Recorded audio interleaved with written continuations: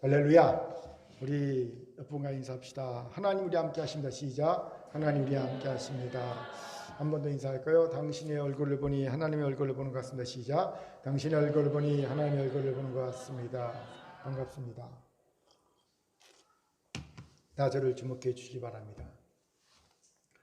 고 김수환 추기경이 추천한 책으로 알려진 책이 있습니다. 나는 나무처럼 살고 싶다라는 책이지요. 그 책 199페이지에 이런 글이 있어 소개합니다. 나무를 대하면서부터 나는 내 안에 있던 조급증이 많이 사라졌다는 것을 느낀다. 나무를 키우는 일이 끊임없는 기다림의 과정이며 그 안에서 스스로 여유를 찾아야만 가능한 일임을 알기 때문이다. 그렇습니다. 나무는 물만 주면 하루가 다르게 쑥쑥 크는 콩나물이 아니지요. 적어도 10년, 20년 이상을 꾸준히 가꾸면서 지켜봐야 하는 것이 나무를 키우는 일입니다. 그렇기에 조급하면 절대 할 수 없고 기다림의 미학을 조금이라도 아는 이만이 할 수 있는 일이 나무를 키우는 일입니다. 그런데 어디 나무를 키우는 일만 그렇겠습니까? 그렇지 않지요. 돈을 버는 투자를 할 때도 기다림의 미학이 필요하고요. 사람과의 인연을 무르익게 할 때도 기다림의 미학이 필요하고요. 내 일하는 것의 전문성을 취득할 때도 기다림의 미학이 필요하고요. 아이를 양육할 때도 기다림의 미학이 필요합니다. 여기에서 미학이라는 단어가 무슨 뜻인지 모르는 분이 많을 것 같아 소개합니다. 이 미학이라는 단어는 사실 굉장히 어려운 단어예요.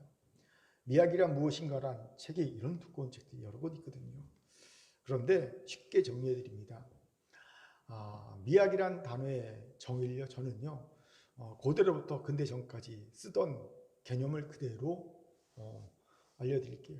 고대로부터 근대 전까지는요, 미학하면요, 예술 분야의 아름다움, 하나님과 연관된 거룩함이라는 개념. 그래서 아름답고 거룩한 것을 미학이라고 불렀습니다. 이 개념으로 저는 말씀드립니다. 그래서 기다림의 미학이란 다른 게 아닙니다. 아름답고 거룩한 기다림이라는 거예요. 아름답고 거룩한 기다림. 그렇습니다. 우리가 사는 세상에는 앞서서 이야기한 것 같은 것들만 있는 것이 아니라 아름답고 거룩한 기다림이 있어야 하는 것들이 다반사입니다. 그런데 우리는 기다림의 미학이 부족하거나 아예 없지요. 그래서 잘못된 기다림이 많습니다. 추하고 그리고 정결하지 못한 기다림이 많다는 거예요. 그리고 그 잘못된 기다림에는 반드시 잘못된 결과가 나오게 되어 있지요. 예를 들어 매주 1등 당첨을 기대하면서 복권을 사는 이가 있다고 칩시다.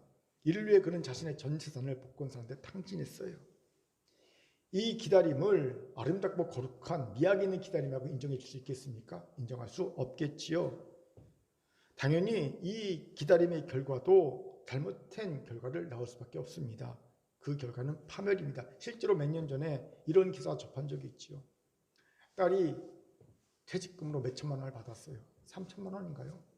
근데 그걸 전부 다 복권사에 다 투자했어요. 1등 로또 복권을 꿈꾸며. 그런데 3천만 원 이상을 투자했는데 기껏 당첨금은 몇만 원밖에 안 됐어요. 그리고 세 식구가 극단적 선택을 했습니다.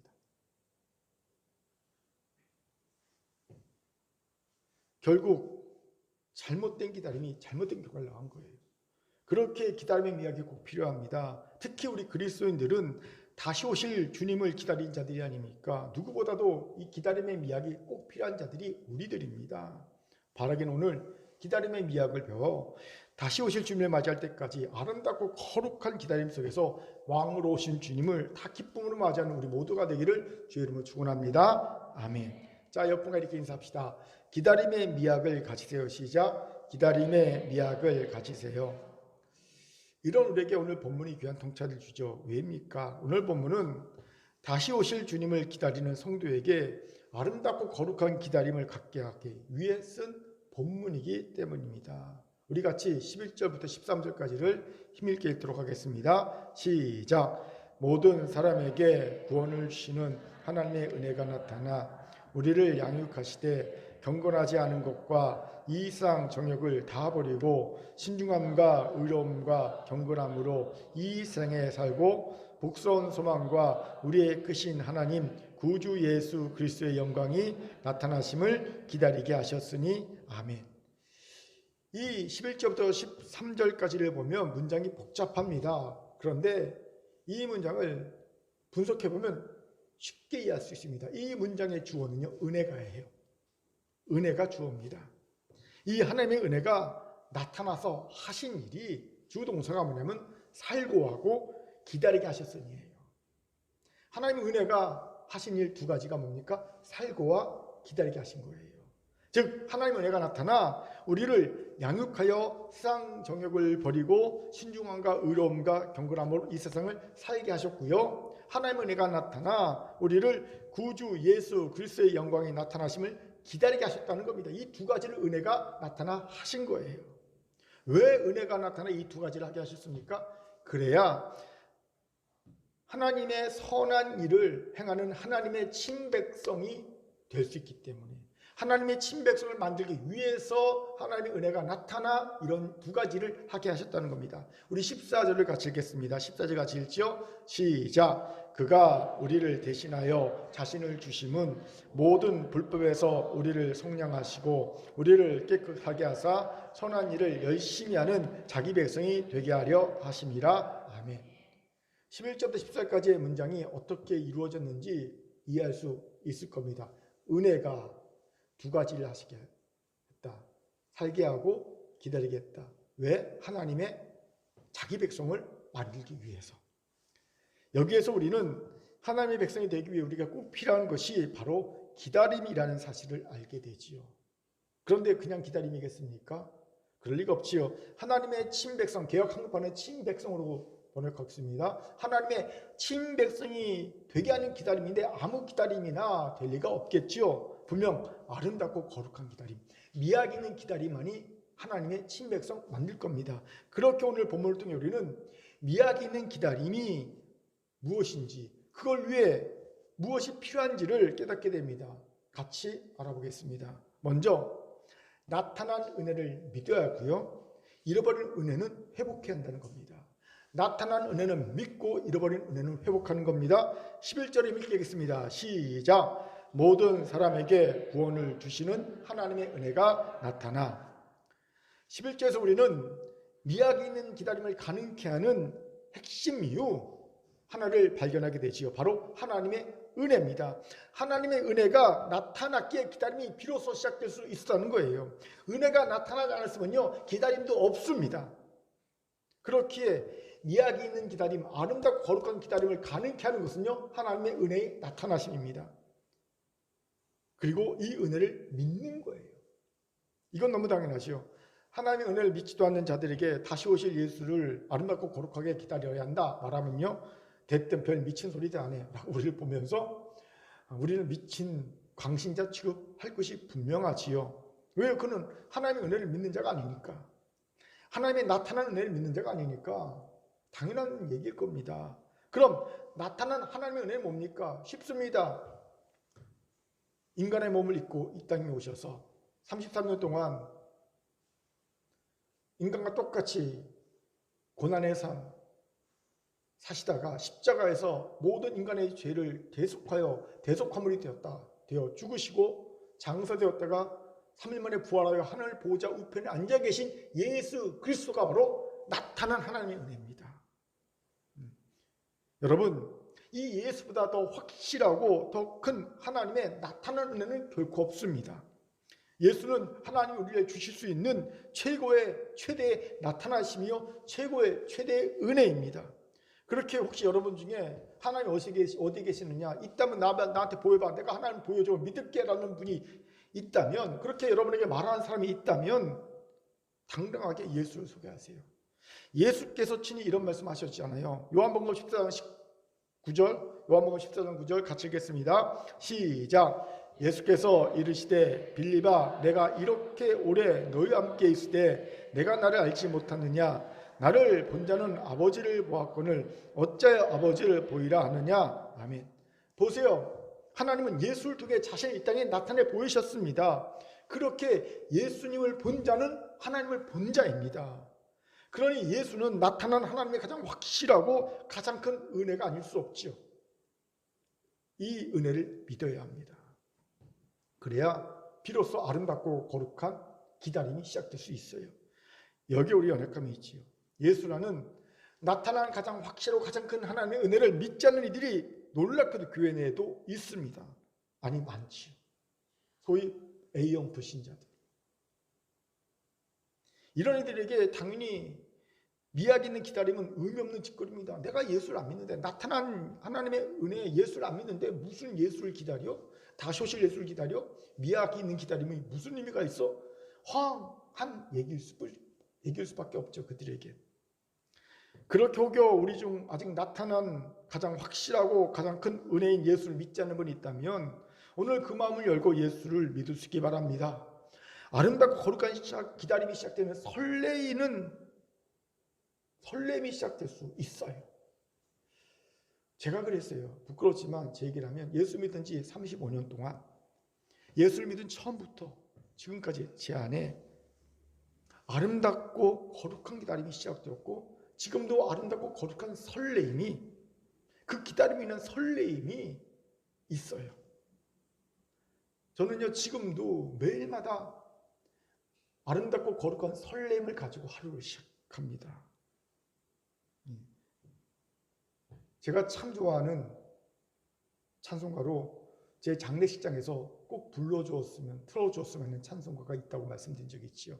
찬송가 312장 너 하나님께 이끌려.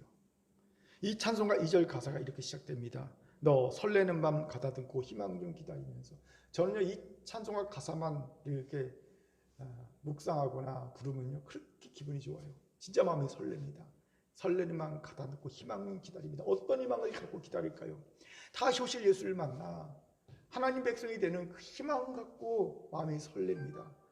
하루를 시작하면서 하나님의 자비와 공의를 기억합니다. 묵상합니다. 그러면서 마음이 설레는 거예요. 하나님이 오늘은 또 어떻게 나와 함께 하실까? 그 마음으로 설레는 것이 35년 동안 꾸준히 매일마다 있어 옵니다. 계속. 왜요? 나타난 하나님 예수 그리스도를 믿었기에 내 안에 미학이 있는 기다림이 있어요. 아름답고 거룩한 기다림이 있어요. 이 아름답고 거룩한 기다림이 나로 매일마다 설레는 마음을 갖게 해주고 있기 때문입니다. 이 설렘이 현재의 고난을 이겨내게 하더라고요. 현재의 고난 앞에 무너지지 않고 저를 지탱하는 가장 큰 힘입니다. 이 설레임이. 그렇게 저는 여러분도 이런 설렘이 가득한 미학이 있는 기다림, 아름답고 거룩한 기다림을 가진 이들이 되기를 간절히 바랍니다. 아멘. 그런데 문제는 아직 나타난 하나님의 은혜 예수를 안 믿는 이들만 있는 것이 아니라 이미 예수를 믿었는데 설레는 기다림을 맛보지 못하거나 맛봤지만 지금은 잊어버린 이들이 많다는 점입니다. 예수를 믿은 이들이 왜 이럴까요? 주신 은혜를 잃어버렸기 때문입니다. 그렇습니다. 은혜를 잘 간직해야 아름답고 거룩한 기다림이 가능합니다. 그런데 예수를 믿자마자 그 은혜를 맛보고 설레는 마음을 맛보기 전에 그냥 잃어버린 거예요. 죄악을 짓든지 세상의 유혹에 혹 빠졌든지 해갖고 그냥 순식간에 핸드폰 사자마자 잃어버리듯이, 핸드폰 사용하셨다가 잃어버리듯이 은혜를 맛보자마자, 경험하자마자 바로 잃어버린 거예요. 그러니까 설레는 마음을 맛볼 틈이 없는 이들이 있다는 거예요. 안타까운 일이죠. 또 미학의 기다림, 미학 있는 기다림을 맛보다가 그래서 설레는 은혜를 맛볼 수 있었어요. 그런데 어느 순간 잃어버린 거예요. 은혜를 잃어버린 거예요. 그리고 이제는 기다림마저, 설레는 기다림마저 잊어버린 이들이 많다는 거죠. 공통점이 뭡니까? 은혜를 잃어버렸다는 거예요. 그렇습니다. 은혜를 잃어버리면 그 순간 설레는 기다림, 아름답고 거룩한 기다림은 중단됩니다. 그런데 이런 이들이 너무 많습니다. 그러니 대강절이라고 그러면 그냥 성탄절 시즌인가 보다 하고 넘어가는 거예요. 대강절이다 그러면 막 마음이 설레야 되잖아요. 아름답고 거룩한 기다림에 대한 꿈을 꾸며 마음이 막 설레고 그래야 되는데 연말인가 보다. 시간 참 빨리 흐르네. 성탄절인가 보다. 빨리 흐르네. 이러고 넘어가는 거예요. 그럼 어찌해야 합니까? 여러분 이런 은혜를 되찾아야 합니다. 방법은요. 여러분 이런 은혜 되찾는 방법은요. 은혜를 간직한 교회가, 은혜를 간직한 성도가 은혜의 수도꼭지 역할을 해줘야 합니다. 여러분, 수도꼭지는 어떻습니까? 수도꼭지 틀면 물이 콸콸콸 쏟아져 나오죠. 마찬가지로 은혜의 수도꼭지는요, 틀면 은혜가 콸콸콸 쏟아져 나와야 합니다. 교회가, 성도가 은혜를 콸콸 쏟아낼 수 있어야 합니다. 그런데 현실의 교회와 성도는 어떠냐면요, 고장난 수도꼭지 같아요. 틀면요, 더러운 물, 먹지 못할 물, 쓰지 못할 물이 나오거나 안 나오거나, 이게 고장난 수도꼭지 아닙니까? 이런 교회 성도가 많습니다. 틀면 은혜의 물이 콸콸콸 나오는 게 아니라, 은혜의 생수가 콸콸콸 쏟아져 나오는 게 아니라, 비난과 판단의 말, 정죄의 말, 원망 불평의 말, 부정적인 말, 상처 주는 말, 이런 것들이 쏟아져 나오는 거예요. 이러니 교회를 몇 년 다니다 보면 은혜의 맛을 알다가도 잊어버리는 거예요. 그리고 미학이 있는 기다림, 아름답고 그런 기다림은 중단되고요, 당연히 설레는 기다림도 중단되는 거예요. 제게 이에 대한 통찰을 준 책이 있어요. 몇 년 전에 읽은 건데, 필립 얀시, 대단한 기독교 영성가 필립 얀시가 쓴 하나님 은혜가 사라졌어요 이런 책에 이런 내용이 있었어요. 제가 소개합니다. 교회가 수도꼭지처럼 언제든지 틀 수 있는 은혜를 갖추고 있는 장소로 알려지기 위해 무엇이 필요할까요? 교회 예배 시간에 늦거나 방해하면 험상궂은 얼굴로 노려보지만, 이미 대체교회, 교회를 대체한 대체교회가 되어버린 알코올 중독자 갱세 모임에서는 하던 일을 멈추고 전부 일어나 반갑게 맞아줍니다. 늦게 온 사람 있으면 멈추고 확 해서 박수 친다는 거예요. 그 사람들은 그 모임을 찾는 이에게 술도 절실히 필요하지만, 그들이 공동체 한 사람 한 사람이 더 절실히 필요하다는 것을 잘 알고 있기 때문입니다. 은혜를 사역 중점으로 삼는 덴버의 한 교회는 동성애자들에 대한 입장 성명서보다 교회에 오는 모든 사람들을 단순하게 환영해 줍니다. 제가 많은 생각을 하게 한 구절입니다. 교회가 대체 교회, 알코올 중독자 모임, 어떤 대체 교회만도 은혜가 없는 곳이 되어버린 현실을 보면서 부끄럽다라는 생각과 함께 심각한 질문이 생겼어요. 왜 이렇게 되었을까? 고민하다가 이 책을 계속 읽다 보니까 정답이 아닌 정답만 하나밖에 없잖아요. 해답은 여러 가지네요. 해답 하나를 발견할 수 있었어요. 팀 켈러라고, 여러분, 현대 목회자 중에서 유일하게 세상 그 불신자들하고 소통하는, 불신자들에게 메시지가 먹히는 목회자가 드문데, 이 불신자들하고 그 소통하는 목회자로 유명한 팀 켈러가 있어요. 이분의 책은 아마 다 사서 읽어볼 만한 필요가 있는 책입니다. 이분이 팀 켈러의 얘기를 필립 얀시가 인용하더라고요. 해답 하나가 여기에 주어집니다. 우리는 죄를 너무 단편적으로 정의했다는 겁니다. 팀 켈러는요, 나쁜 짓을 하는 것이 죄라고 말하기보다 좋은 것을 궁극적인 것으로, 이 궁극적인 것은 우상을 말하는 겁니다. 하나님을 말하는 겁니다. 궁극적인 것으로 만드는 것이 죄라고 말한다는 거예요. 말해야 한다는 겁니다. 예를 들어 돈을 벌기 위해 주일 성수를 하지 않는 것이 죄라고 말하기보다는, 돈을 버는 이 좋은 것을, 돈 버는 게 나쁜 게 아니잖아요. 좋은 것을 궁극적인 거, 우상으로 만들어버린 거, 즉 이걸 죄라고 말해야 한다는 거예요. 이렇게 죄의 개념을 설명해 줘야 한다는 겁니다. 이런 개념을 가지면 단순히 동성 간의 그런 사랑을 죄라고 단정적으로 쉽게 정의해서 이야기하지 않고, 삶의 의미를 부여해주고, 삶의 의미를 정당화해주고, 구원해주고, 하나님께서 찾아야 할 소중한 것을 낭만적인 사랑에 의지하기에 죄라고 말할 수 있다는 거예요. 단순히 동성 간의 사랑의 죄가 아니라, 동성 간의 사랑을 더 소중하고 더 귀한 것 있는데도 불구하고 그걸 궁극적인 것, 우상으로, 하나님으로 만든 그것이 죄라고 이렇게 얘기할 수 있다는 거예요. 우상 숭배의 죄를 지적하지요. 그렇습니다. 그동안 너무 교회와 성도는 단편적으로만 죄를 정의했죠. 그리고 많은 죄인들을 양상했습니다. 그 죄인들에게 판단과 정죄와 비난의 눈빛을 보냈지요.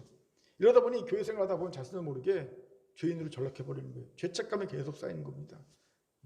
교회 다니기 전에는 아무 생각 없었는데 교회를 다니다 보니까 죄인이 되어버린 자신을 보게 되는 거죠. 이러니 대체 교회만도 못한 은혜의 수도꼭지가 망가진 교회와 성도가 되고 만 거지요. 그렇게 이제 잃어버린 은혜를 되찾기 위해서는 여러분 망가진 수도꼭지를 고쳐야 합니다. 예수 보십시오. 예수께는 세리와 죄인들이 모였습니다. 왜요? 예수님에게는요 틀면 바로 콸콸 쏟아지는 은혜의 수도꼭지가 있었거든요. 예수님은 심지어 세리와 죄인들하고 친구 먹었어요. 친구라 그러셨어요. 이 은혜의 수도꼭지를 틀어 죄인들에게 은혜의 맛을 보여줘야 합니다. 그게 은혜를 회복시키는 방법이에요. 이걸요 무조건 죄를 용납하라 라고 오해하면 큰일 납니다. 이 말은 은혜의 맛을 알게 해주자는 거예요. 여러분 우리가 은혜의 맛을 알게 되면요 스스로가 누가 말하지 않아도 좋은 것을 궁극적인 것으로 변질시켜버린 우상으로 변질시켜서 죄를 지은 자신을 깨닫게 됩니다.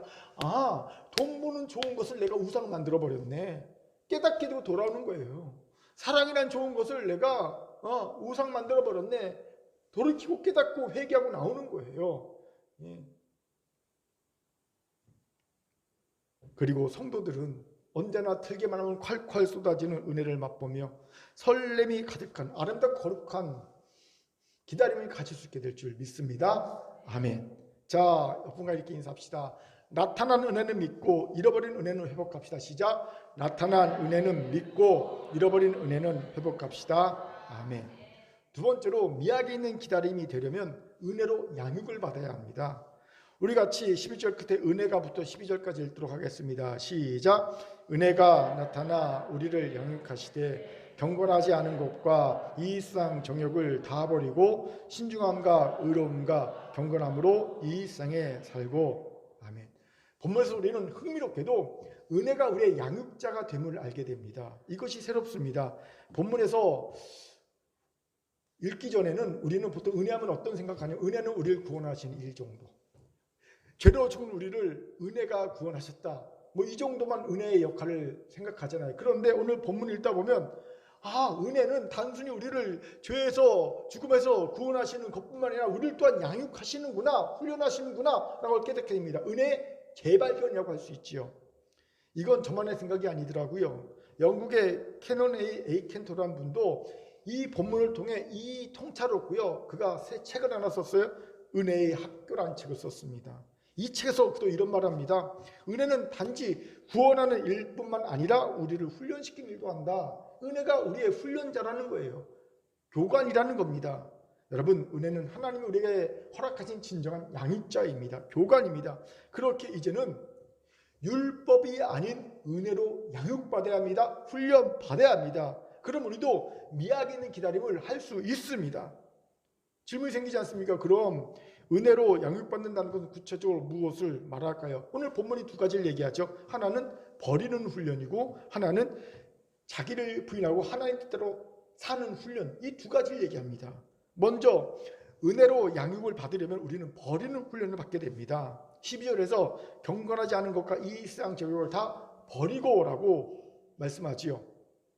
여러분, 우리가 은혜로 양육을 받기 시작하면 가장 먼저 이 둘을 버리게 됩니다. 버리도록 요구를 받지요. 경건하지 않은 것과 이 세상 정욕입니다. 경건하지 않은 것은 다른 게 아닙니다. 신앙적이지 않은 것, 구체적으로는 예배드리지 않는 것을 의미합니다. 경건하지 않다라고 번역된 헬라어가 아세베어입니다. 이건 아세베스란 명사에서 유래됩니다. 여러분, 세베스라니까 뭐가 영어 단어가 연결되죠. 세베스. 아는 낫이라는 뜻이거든요. 낫. 세베스가 뭡니까? 서비스. 세베스라는 헬라어에서 서비스라는 영어가 나온 거거든요. 그러니까 예배드리지 않는 것. 이거예요. 경건하지 않다는 것은 신앙심이 없다는 거고요. 신앙심이 없다는 건 예배드리지 않는 것을 의미합니다. 그렇게 여러분 은혜로 양육을 받았습니까? 그럼 나로 예배드리지 못하게 하는 모든 것들을 다 버리고 참 예배자가 됩니다. 저는 목회를 하면서 이걸 정말 많이 경험했어요. 은혜의 양육을 받기 시작한 사람에게는 가장 먼저 이 특징이 나타나더라는 거지요. 그전에는요, 은혜의 양육을 받기 전에는요, 그는요, 예배를 못 드리게 되는 여러 상황들이 너무 많았습니다. 이것 때문에 못 드리고 저것 때문에 못 드리고 가정일 때문에 못 드리고 직장일 때문에 못 드리고 사업 때문에 못 드리고 사업 때문에 못 드리고 못 드리게 될 만한 일들이 너무 많았어요. 아파서 못 드리고 뭐 때문에 못 드리고 많았어요. 그런데 은혜의 양을 받기 시작하면요, 자기 스스로 말하자라도 예배를 못 드리게 될 모든 상황을 다 스스로 없애버립니다. 버려버립니다. 예. 그러니까 어떤 일이 나타나면요, 율법으로 양육을 받게 되면요, 일주일에 딱 주일에 한번 예배 드리고 모든 걸 다 끝냅니다. 나 주일 예배 순일성수에서 됐어. 그리고 끝내버려요. 그리고 자유로워요. 근데 은혜의 영을 받기 시작하면요, 예배가 사모되거든요. 그래서 주일 예배는 물론 있거니와 주일 오전 예배나 오후 예배도 드리고 싶고 하고요, 새벽 예배도 수요 예배도 금요차도 예배나 예배 다 참여하고 싶은 막 열망이 생겨요. 이게 은혜로 양육을 받으면 그렇게 되고요, 율법을 양육을 받으면요, 그게 어디 있습니까? 딱 주일 예배 심판받지 않고 책망받지 않기 위해서 딱 주일 예배 한번 드리면요, 내 모든 예배의 의무는 다 했다 싶어서 딱 놔버리는 사람이 되고 마는 거예요. 여러분은 은혜로 예배 양육을 받고 있습니까? 아니면 율법으로 양육을 받고 있습니까? 한국교회 많은 사람들이 율법으로 양육을 받고 있다는 거예요. 그럼 이제 세상 정욕은 뭡니까? 이 세상 정욕에 대해 신학자 거스리는 이렇게 해석하더라고요. 현재 체제의 그 중심을 전적으로 두고 있는 모든 욕망. 쉽게 말하면 이 땅에 잘 먹고 잘 살기 위해 가지는 모든 욕망을 말합니다. 바로 이 둘을 은혜의 양육을 받기 시작하면 먼저 버리도록 한다는 거예요. 여러분, 우리가 은혜의 양육을 받고 있습니까? 그러면 이 둘이 버려져요. 예배 드리지 못하게 하는 마음이 버려지고요, 예배를 사모하는 마음이 되고요, 이 땅에서 잘 먹고 잘 살고 싶은 모든 욕망, 그것들이 버려지고요, 하나님 것을 찾게 됩니다. 은혜의 양을 받는 자의 특징이지요. 그런데 여기서 주의해서 보아야 될 것이 또 있어요. 무엇인지 아십니까? 이 부분의 헬라어 문법 장치가 보면 재미있게도요, 버리는 것이 시가상 먼저이고요, 양육이 뒤라는 거예요. 양육을 먼저 하고 버리는 게 아니라 놀랍게도 버리고 난 뒤에 양육이 시작된다는 걸 보게 됩니다. 즉 버리는 것이 양육의 전제 조건이에요.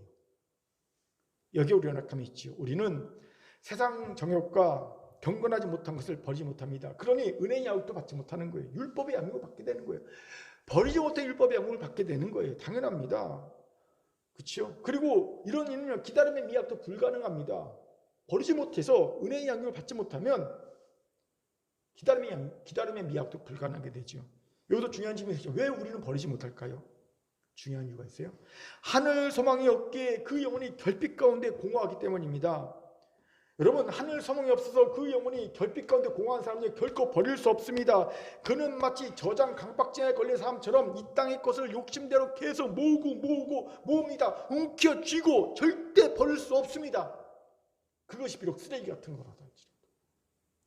유명한 예가 있어요. 미국의 1947년도에 뉴욕 맨하튼에서 눈이 멀어 거동이 불편한 형 호모 콜리어와 형을 돌보던 동생 랭글리 콜리어가 죽었는데 이 형제의 죽음이 화제가 됐어요. 이들은요, 명문대를 나왔어요. 그리고 수백억 재산을 가진 뉴욕 맨하튼의 3층 대저택에 살고 있던 형제였어요. 형은요, 회사법 전문 변호사였고요. 동생은 공학을 전공하고 피아노 연주자였고 피아노를 파는 사람이었습니다. 전혀 문제가 없어 보이던 형제였어요. 명문대에다가 방이 12개나 되는 맨하튼의 3층짜리 대저택을 소유한 자들이고요. 뭐가 문제가 있어 보입니까? 하지만 이들은 주민의 신고로 경찰이 그 집에 진입해 보니까 온갖 잡동사니 쓰레기통에서 시체로 발견되었습니다. 그런데 이 집에 있던 쓰레기 양이요, 무려 170톤이 되었어요. 170톤. 제가 그 사진 봤거든요. 깜짝 놀랐어요. 그 사진 다 찍어놨는데 온통 쓰레기 더미가 꽉 차 있었어요.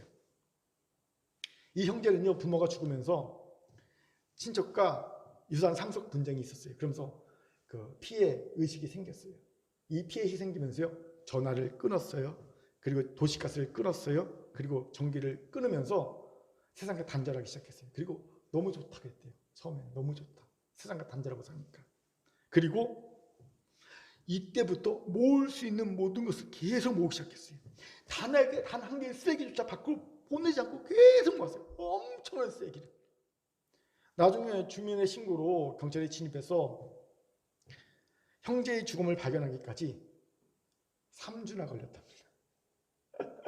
왜? 쓰레기로 정글이 됐거든요. 170도니까. 죽음을 발견할 때 3주가 걸렸어요. 동생이 형보다 먼저 죽었는데 왜 죽었냐면요. 동생이 형이 눈이 멀어서 잘 안 거동이 불편하니까 형이 먹을 것 갖다 주다가 온통 집안이 정글처럼 돼 있거든요. 쓰레기 더미로. 그래갖고요. 이렇게 막 그 위로 빠지다가 쓰레기에 걸려 넘어져갖고요. 다쳐서 죽었대요. 그러면 형은요. 동생이 먹을 것 갖다 주지 못해서 굶어 죽었대요. 놀라운 사실은요. 경찰이 진입했어요. 겨우겨우 진입했어요. 그래서 형의 시체를 발견했어요. 근데 동생의 시체를 못 발견한 거야. 4일 수색했는데. 근데 얼마 뒤에 드디어 시체를 발견했으니까 3주 정도 지난 뒤에. 근데 형의 시체 옆에 3m 떨어진 곳에 동생의 시체가 있었어요. 무슨 말인지 아세요? 어마어마한 쓰레기가 있어갖고 불과 3m 떨어진 시체도 발견하지 못할 정도였다는 거죠. 170톤의 시체가, 170톤의 쓰레기 더미가 그 집에 가득 차 있었던 겁니다. 저장 강박증이죠. 그래서 공부하지 않습니까? 왜 명문대 나오고 버젓한 직업이 있고 엄청난 몇백억의 부자인 이 형제가 왜 이런 저장 강박증에 걸려서 비참한 죄를 맞이했습니까? 그 영혼이 공허했기 때문입니다. 마치 여자분들이 공허하면 어떻게 합니까? 그 공허함을 달래기 위해서 열심히 쇼핑에 미치듯 하지요. 돈 없으면요 아이 쇼핑이라도 하지 않습니까? 그것과 똑같습니다. 공허하니까 뭐든지 모으는 거예요. 집착하는 겁니다. 그럼 왜 그 영혼이 공허해진지 아십니까? 하늘 소망이 결여되었기 때문입니다. 그렇습니다. 우리 인간에게는요 하늘 소망만이 채울 수 있는 공간이 있습니다. 이 공간은 그 어떤 곳으로 채워도 만족이 안 됩니다. 아무리 많은 걸 갖다 넣어도 그 공간에 결핍을 채울 수 없습니다. 그런데 인간은요 이 결핍 때문에 괴로워하세요. 어떻게 하든지 뭔가 막 챙기러 갑니다. 막 뭔가 잡으러 갑니다. 끌어안으러 갑니다. 절대 버릴 수 없습니다. 막 쇼핑에 매달리듯이. 실제로 미국에서는 지금도 약 인구의 5%가 저장 강박증에 시달리고 있다고 합니다.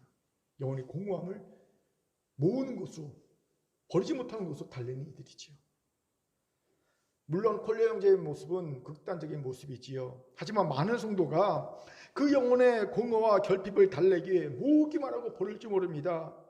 쓰레기인데, 하나님 앞에 가면 쓰레기인데,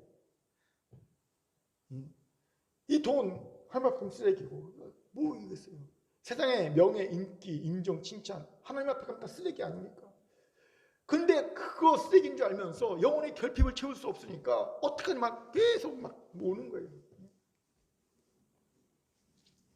그렇게 여러분 이것 대신 쓰레기를 모으는 대신 하늘 소망으로 내 영혼의 부족함을 채워야 합니다. 제가 제 영혼의 모습을 이렇게 통찰해 볼 때 내가 하늘 소망이 부족해서 자꾸 뭔가에 집착한다 라는 걸 느낄 때마다 제가 부르는 찬송이 하나 있어요. 잘 아실 겁니다. 저 멀리 되는 나의 시온성 거룩한 곳 아버지 집 내 사모하는 집에 가고자 한 밤을 세웠네. 이 찬양만 생각하면요 가슴이 뭉클해집니다. 그리고 그래 내가 진정 바라는 소망이 저 하늘에 있지. 내 영혼의 만족은 저 하늘 소망만이 채울 수 있지. 이까지 인간의 인정, 칭찬, 어떤 성공 이런 것들이 나를 채울 수 없어. 이런 깨달음을 얻게 되고요. 그러면요 내가 꽉 쥔 손에 쥔 거 이렇게 보이면 이게 그렇게 하찮게 보여요. 내가 이게 그렇게 아까워서 벌벌 떨었나? 이까지 돈이 아까워서 벌벌 떨고 이까지 인기, 명예, 이까지 성공, 남들의 칭찬, 인정 이게 뭐 대단하다 이걸 꽉 쥐고 있었지? 이런 생각이 들고요. 이렇게 놔줍니다. 진짜 편안하게 놔줍니다. 하늘 소망 내 안에 꽉 차면요. 손에 꽉 쥐고 있던 거 쓰레기가 이렇게 놔져요. 예. 여러분 가운데 하늘 소망이 없으면요. 여러분 여전히 쓰레기 꽉 쥐고 있을 겁니다. 세상의 쓰레기, 온갖 쓰레기 이거 누가 나 뺏을까 봐. 뺏을까 봐. 하나님 이거 뺏을까 봐 꽉 쥐고 벌벌 떨면서 예배 드려도 불편할 겁니다. 예배 드릴 때마다 자꾸 쓰레기 내놓으라고 하니까. 여러분, 하나님이 여러분에게 쓰레기 내놓으라고 하는 거거든요. 근데 여러분은 그 쓰레기인지도 모르고 하나님 내 쓰레기 내놓으라고 하면 도대체 꽉 쥐고 있을 겁니다. 근데 하늘 소망이 꽉 차면요, 이 쓰레기가 보여요. 쓰레기 버립니다. 하늘 소망을 채웁니다. 영혼이 자유하고 기뻐져요. 할렐루야가 넘칩니다. 할렐루야. 사랑하는 금교 성도 여러분, 이제 하늘 소망을 가득 찬 영혼이 되어 버릴 것 버립시다. 은혜의 양을 받게 될 겁니다. 두 번째로 은혜의 양을 받으면요, 자기를 부인하고 하나님의 뜻대로 사는 훈련을 받게 됩니다. 12절에서 신중함과 의로움과 경건함으로 의상의 살구란 구절을 주목해 봅시다. 신학자 거슬리는요, 이 부분을 이렇게 해석합니다. 소개합니다. 신중함은 자기를 정복하는 근실을 말하며, 의로움은 하나님의 요구에 응하여 사는 것을 의미하고, 경건함은 하나님이 주시는 방법대로 사는 것을 의미한다. 이것도 주목합시다. 우리가 은혜의 양육을 받으면 가장 먼저 우리는 우리 자신을 이기게 됩니다. 극복하게 됩니다. 여러분, 세상에서 제일 힘든 게 뭡니까? 내 자신 아닙니까? 근데 놀랍게도 이 일이 가능해진다는 겁니다. 그래서요, 그동안 끊지 못했던 술, 담배도 자연스럽게 끊게 되고요, 모든 중독 끊게 됩니다. 알코올 중독, 마약 중독, 섹스 중독, 도박 중독, 관계 중독, 정말 내 힘으로 끊을 수 없었던, 누구의 도움으로도 끊을 수 없었던 약물 치료받고 상담 치료받아도 잘 안 끊어지거든요. 또 반복되는 이 중독을 끊을 힘은요, 은혜의 양육에 있거든요. 은혜의 양육은 이게 끊어집니다. 여러분, 얼마나 많은 사람들이 이 중독에 빠져 귀한 인생 파괴하고요, 사랑하는 이들에게 큰 고통과 아픔을 주는지 몰라요. 이걸 끊게 됩니다. 믿는 자들 가운데도 이런 중독에 빠져서 고통 가운데 있는 일이 진짜 있습니다. 꽤 있습니다. 그래서 목회를 망치고, 그래서 하나님이 주신 귀한 사명을 망친 이들 꽤 많이 있습니다. 왜 이렇게 되었을까요? 보면 은혜의 양육을 받지 않고 율법의 양육을 받았기 때문입니다. 여러분, 율법의 양육을 받는 이들로 하면 안 돼. 율법의 양육을 받는 이들로 절대 중독을 이길 수 없어요. 오직 은혜의 양육만이 우리를 이기게 합니다. 우리 자신을 이기기 위해서 중독에서 우리를 자유케 할 수 있습니다. 믿으시면 아멘. 혹시 여러분 주변에 중독 가운데 있는 자가 있습니까? 알코올 중독이든 무슨 중독이든 중독 가운데 있는 자가 있습니까? 은혜의 양을 받아야 합니다. 또한 은혜의 양을 받으면 의롭고 경건한 삶을 삽니다. 그런데 거스리는 의로움은 하나님의 요구에 응하여 사는 것으로 얘기하고 있고요, 경건함은 하나님이 주신 방법대로 사는 것으로 얘기하죠. 이걸 그냥 하나로 합치면요, 하나님의 뜻대로만 사는 것입니다. 그래요, 여러분, 은혜의 양을 받으면 하나님의 뜻대로 살게 됩니다. 이것이 도전이 되지요. 믿음이 좀 있다는 우리들의 문제가 뭔지 아세요? 내 뜻대로 살면서 하나님의 뜻은 창조 정도 여긴다는 겁니다. 저는 한때 성도들 상담해 주는 것을 회의한 적이 있어요. 회의감에 든 적이 있어요. 왜냐하면 열심히 기도해서 하나님의 뜻을 분별해서 이렇게 상담해 주면요, 성도들은 그 하나님의 뜻을 참조합니다. 참조. 내 뜻에 참조. 그래서 자기 뜻대로 하고 그냥 참조하는 정도로 끝나더라고요. 내가 못하렇게 기도하고 분별해서 가르쳐줬을까? 회의가 들더라고요. 그래서 한동안 상담하기 싫어서 안 한 적도 있어요. 그래놓고 어찌한지 아십니까? 보면요, 자기 뜻대로 선택해놓고 그 안에서 하나님께 순종하려고 합니다. 하나님의 뜻을 구하려고 합니다. 예를 들어 자기 뜻대로 멋대로 결혼했어요. 안 믿는 사람하고. 그래놓고 하나님 믿는 가정을 만들어 주옵소서라고 열심히 기도합니다. 안 기도한 것보다 훨씬 낫습니다. 그런데 쉽지 않아요. 이건 마치 같습니다. 제가 종종 쓰는 비유잖아요. 여러분, 부산에 가려면 광주행 기차를 타야 합니다. 부산행 기차를 타놓고, 부산에 가려면 부산행 기차를 타야 되죠. 광주행 기차를 타면 안 됩니다. 그런데 광주행 기차를 타놓고 광주행 기차에서 열심히 부산 방향으로 뜁니다. 나 열심히 뜁니다. 그럼 부산 가 있습니까? 아니요. 아무리 3-4시간 열심히 뛰어도 광주가 있는 거예요. 부산 가려면 부산행 기차를 타야 되는 거예요. 마찬가지입니다, 여러분. 하나님의 뜻, 의롭고 경건한 하나님의 뜻대로 살려면, 의롭고 경건하게 살려면 하나님의 뜻대로 사는 것밖에 방법이 없어요. 하나님의 뜻대로 살아야지 의롭고 경건하게 살지요. 그리고 의롭고 경건하게 살아야 아름답고 거룩한 미학이 가능해지는 거예요. 저는 여기서 많은 성도가 아름답고 거룩한 기다림을 갖지 못한 이유를 봅니다. 의롭고 경건하게 살지 못하기 때문이죠. 왜요? 주의 뜻대로 살지 않아요. 자기 뜻대로 사니까. 내 뜻대로 살고 하나님께 도와달라고 하니까. 다 자기가 결정 다 해놓고 하나님 도와주세요 라고 기도하니까. 이게 웃긴 거예요. 여러분 제발 그러지 마세요. 저한테 기도 부탁한 사람들 대부분 이러면 기도해 주나 마나합니다. 자기가 다 결정해놓고 목사님 이렇게 하기로 했습니다. 기도해 주세요. 이건 기도할 필요가 없는 거예요. 어떻게 기도 부탁하냐면 하나님, 목사님 이런 것을 놓고 고민하는데 어떤 선택을 할지 기도해 주세요. 이래야지 맞는 거거든요. 목사님 이렇게 하기로 했어요. 기도해 주세요. 뭘 기도해 줍니까 그럼? 할 게 없어요. 기도는 그때는. 해줄 게 없어요. 그렇죠? 그건 아닌 거예요. 하나님도 그럴 겁니다. 자기가 다 결정해놓고 하나님 도와주세요. 하나님 나 저 대학 가고 싶어요. 저 대학 갈 수 있도록 도와주세요. 하나님께서 내가 뭘 어떻게 도와줘야 돼? 그러실 거예요. 네가 다 해놓고. 그러면 안 되는 거예요. 바라기는 오늘 여러분 주의 뜻대로 살아 의롭고 경건한 일이 다 되길 바랍니다. 이것이 은혜로 양육받는 자의 모습입니다.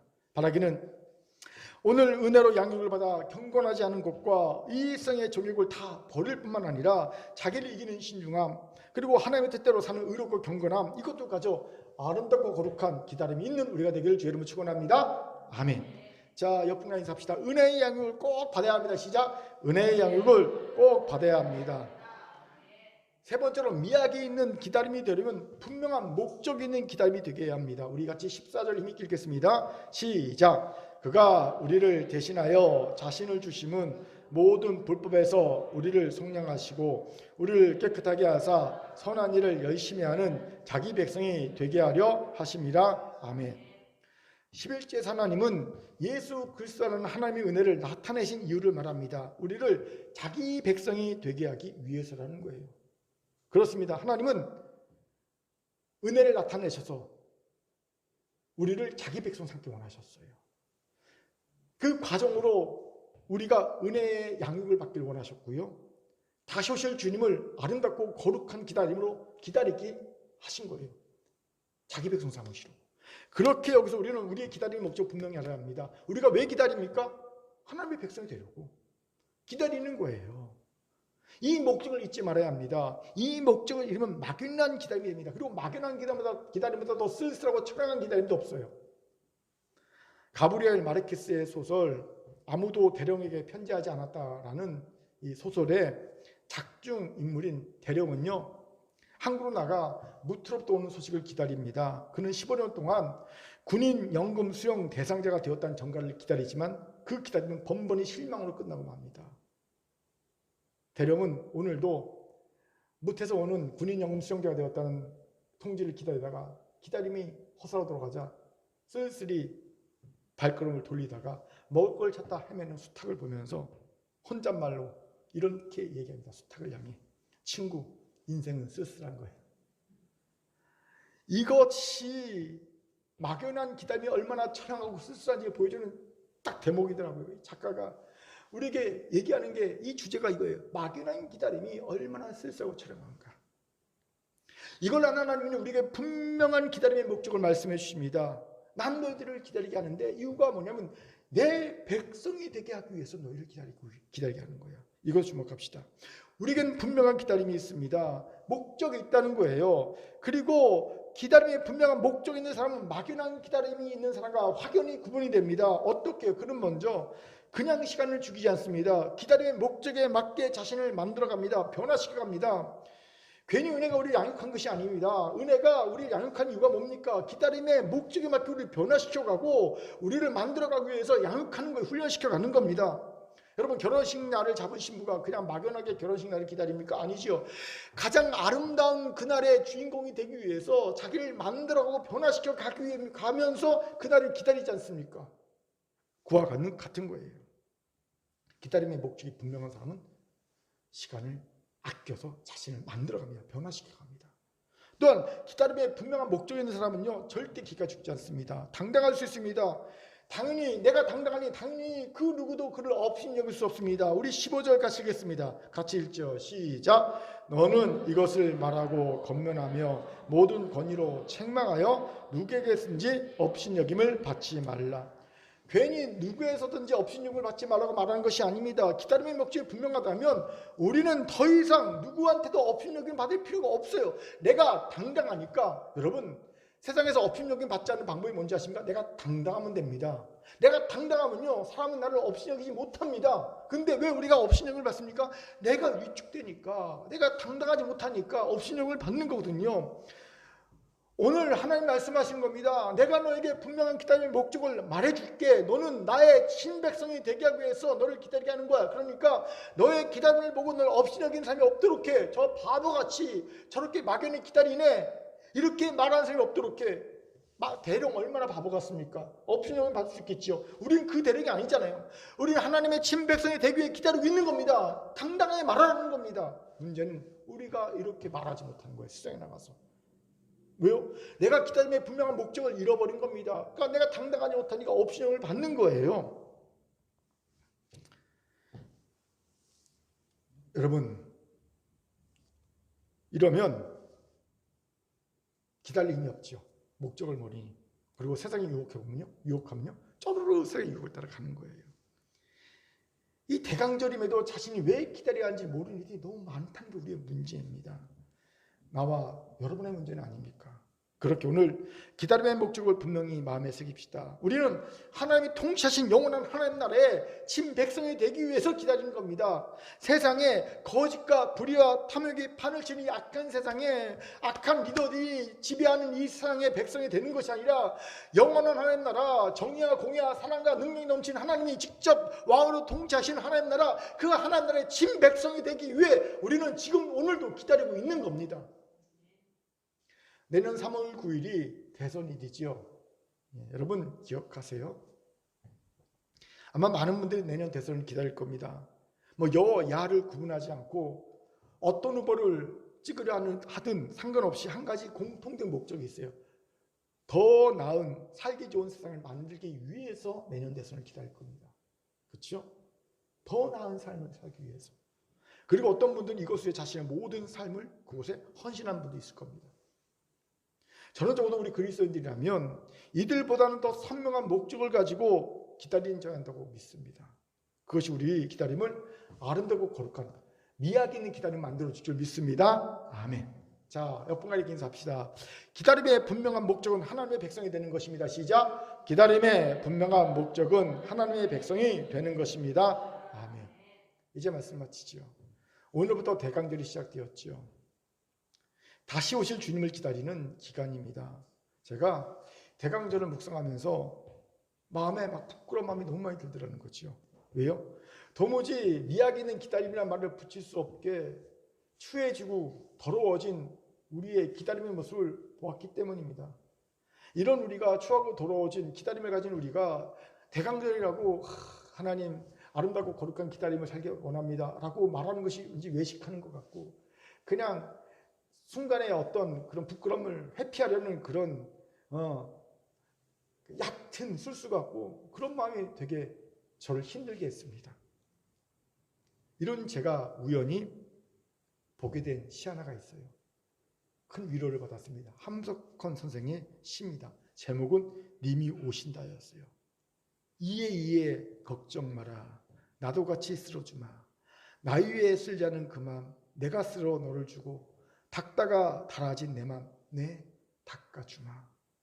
다시 오실 주님을 위해 아름답고 거룩한 기다림을 준비하지 못해 절망한 낙담한 우리에게 주께서 이 시를 통해 이렇게 말씀하시더라고요. 사랑하는 내 자녀들아, 이제 걱정하지 마라. 나도 같이 쓸어줄게. 내가 나를 위해 쓸지 않는 그 마음 내가 알고 받았으니까 이제 내가 쓸어 너한테 주고 쓸고 닦다가 닳아진 내 마음이 있다면 그 마음 내가 닦아 너에게 줄게. 우리가 더러워진 마음, 닦지 못한 마음으로 조급해진 그런 심정으로 낙담하고 절망할 때 우리 주님이 말씀하시는 거예요. 얘야 걱정하지 마. 내가 못 닦은 거 내가 닦아줄게. 네가 준비하지 못한 마음 그 내가 준비해 줄게. 이렇게 말씀하시더라는 거죠. 은혜가 아닐 수 없었습니다.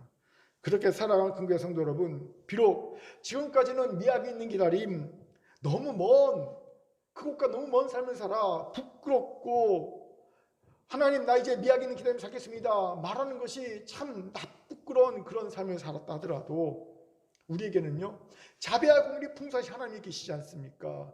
이야 걱정하지 마라 내 낚아줄게 말씀하시는 그런 우리 주님이 계시지 않습니까? 그 주님을 의지합시다, 믿읍시다. 그리고 지금이라도 아름답고 거룩한 미학이 있는 기다림을 살기로 결단하시기 바랍니다. 이를 위해 나타난 은혜를 믿읍시다. 잃어버린 은혜는 회복합시다. 은혜의 수도꼭지를 회복하여 은혜의 생수가 콸콸 틀어지게 합시다. 은혜의 양육을 받으십시다. 율법의 양육이 아닌 은혜의 양육을 받읍시다. 버릴 것을 버리고 신중함과 의로움과 경건함으로 하나님의 뜻대로 삽시다. 우리의 기다림이 막연한 기다림이 아닙니다. 하나님의 백성이 되기 위한 분명한 목적이 있는 기다림입니다. 이 목적에 맞게 변화됩시다. 이제 세상에 당당해집시다. 이 대강절 기간에 미학에 있는 기다림으로 다시 오실 주를 만나는 큰교회 성도들이 다 되기를 주의 이름으로 축원합니다. 아멘. 하나님의 주신 말씀이었습니다. 기도하겠습니다. 사랑과 자비하는 참 감사합니다. 대강절 기간에 하나님 아름답고 거룩한 미학에 있는 기다림을 우리가 살기 원합니다. 우리가 너무 부끄럽게 하나님 이 미학에 있는 기다림을 살지 못했다면 다시 주님을 의지하오니 자비하고 은혜 풍성한 하나님께서 우리의 준비 못한 것 닦아주시고 쓰러주셔서 우리가 이 준비를 할 수 있게 도와주옵소서. 감사드리며 예수님 이름으로 기도합니다. 아멘.